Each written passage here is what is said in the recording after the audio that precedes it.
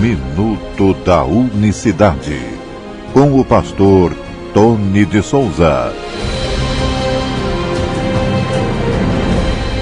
Olá, queridos, graça e paz da parte do nosso grande Deus e Salvador Jesus Cristo, a quem pertence a honra, a glória e o louvor. Uma ótima noite de segunda-feira para todos vocês. Sejam bem-vindos a mais uma edição do Minuto da Unicidade. Hoje, dia 11 de dezembro de 2017. Na semana passada, mais precisamente na sexta-feira, uma polêmica foi gerada em torno do 666.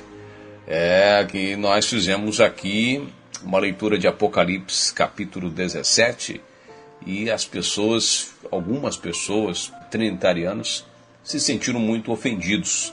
Mas se nós analisarmos um pouco melhor o que diz Apocalipse 17, a gente para pensar. Apocalipse 17, Apocalipse 16, o livro de Apocalipse ele é muito simbólico, e vamos aqui continuar lendo Apocalipse 17, a partir do verso 1.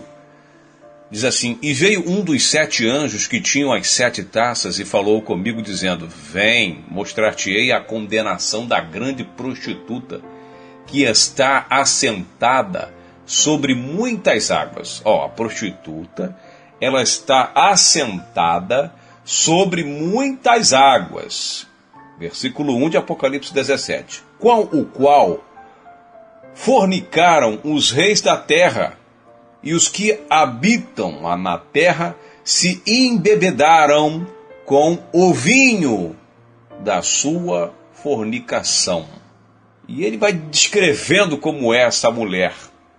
A gente precisa entender que na Bíblia, uma das figuras de linguagem associada à mulher são, na verdade, dentre as definições, está relacionado com igreja.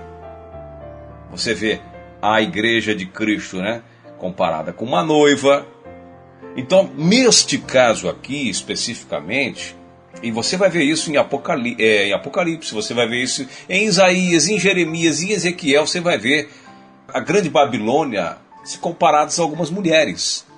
E ela diz que com o vinho desta mulher, dessa prostituta que está sentada sobre muitas águas, e já vamos falar que águas são essas, ela deu de beber aos reis da terra, beberam do seu vinho. E para quem estuda teologia, para quem conhece um pouco as questões teológicas, vai ver que o vinho está associado ao quê? À doutrina. É só você pesquisar. O vinho que embebeda, que embriaga. Diz aqui que esta mulher deu do seu vinho, essa prostituta deu do seu vinho a todos os reis da terra. E eles ficaram embriagados com esse vinho da sua fornicação. Essa doutrina. Vinho é doutrina. Não precisa ser nenhum catedrático, pós-graduado, doutorado em teologia para saber que vinho está associado à doutrina. Mas se você quiser isso, pesquisa na internet. Pergunta a algum teólogo que você conhece. Esse vinho que é a sua doutrina foi espalhada por todos os reis da terra. Essa mulher ela tem uma influência em todos os governos, em todas as nações.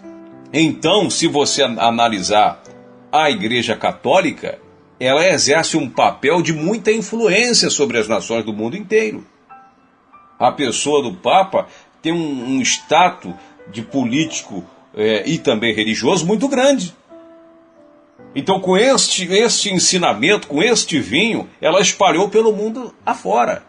Você vai em Israel, tem uma igreja católica lá. Em muitos países, para não dizer quase todos. Com exceção de alguns países comunistas, algumas nações que são extremamente fechadas, ali que não entra ninguém.